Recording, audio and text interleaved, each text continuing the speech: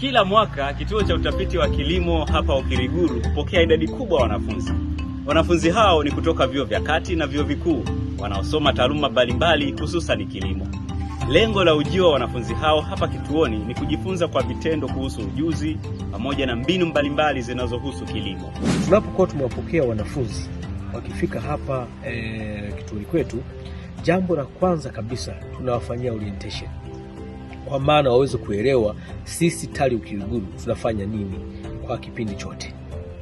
Na baada ya kuwafanyia hiyo orientation, kinachofuata ni kuwatengenezea ratiba inayoweza kuwa rafiki kwa majukumu yao ya kujifunza. Tunafahamu kwa kipindi kirefu wanakuwa wamejifunza kwa nadharia wanapokuwa mashuleni.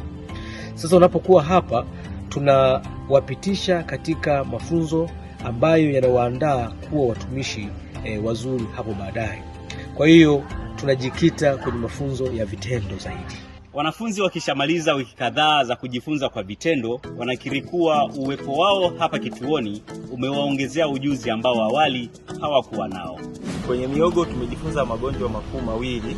Tumejifunza ugonjwa wa batobato pamoja na mchirizi kawia. Magonjwa haya endapo yatakuwa yameathiri shamba, mkulima anaweza asivune kabisa. Pia hapo tumejifunza pia kuna baadhi ya mbegu ambazo ni kinzani, ambapo mkulima anashauriwa apande mbegu kinzani ambazo nyingi zimefanyiwa utafiti hapa.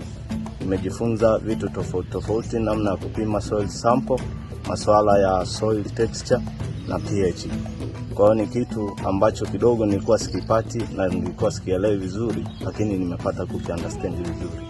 Nimejifunza kuhusu kanuni 10 za pamba, ambapo miongoni mwa kanuni hizo ya kwanza ni kuandaa shamba mapema, kutumia mbolea, kupanda kiusahihi ambao kwenye spacing ambayo ya 60 kwa 30. Kanuni zote hizo mkulima akizingatia anaweza kupata mavuno mazuri ya pamba. Nikiwa hapa TARI Ukiriguru nimejifunza namna ya kudhibiti wadudu waharibifu katika mazao kwa kutumia njia mbadala isiyo na sumu. Nimeelewa namna ya kuanalyze nitrogen, kutest nitrogen, phosphorus, potassium na vitu kama hivyo.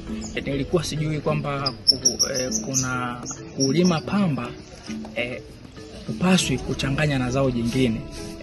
Hivyo wakaweza kutupa elimu ya kina zaidi kwamba pamba ni moja ya zao ambalo ni rahisi sana kuwa attacked by wadudu. Kwa hiyo linashauriwa kisheria kulima pamba lenyewe bila kuchanganya na zao lingine. Nimejifunza namna ya uzalishaji wa mbegu za viazi kwa kutumia michanga ndani ya tunaita screen house, pia ndani ya screen house lakini kwa kutumia udongo uliopo kwenye screen house ambao umetibiwa, yani hauna vimelea vya wadudu. Pia katika eneo la nje ya screen house, yani shambani. Kiachana na wanafunzi kutoka vyuo mbalimbali, pia kituo cha TARI Ukiriguru kinapokea wadau mbalimbali wanaohitaji kujifunza kuhusu mazao ya pamba, muhogo, viazi vitamu, mazao jamii ya mikunde pamoja na mazao mengine kwa ujumla. Je, ungependa kujifunza zaidi kuhusu huduma zetu kwenye kilimo?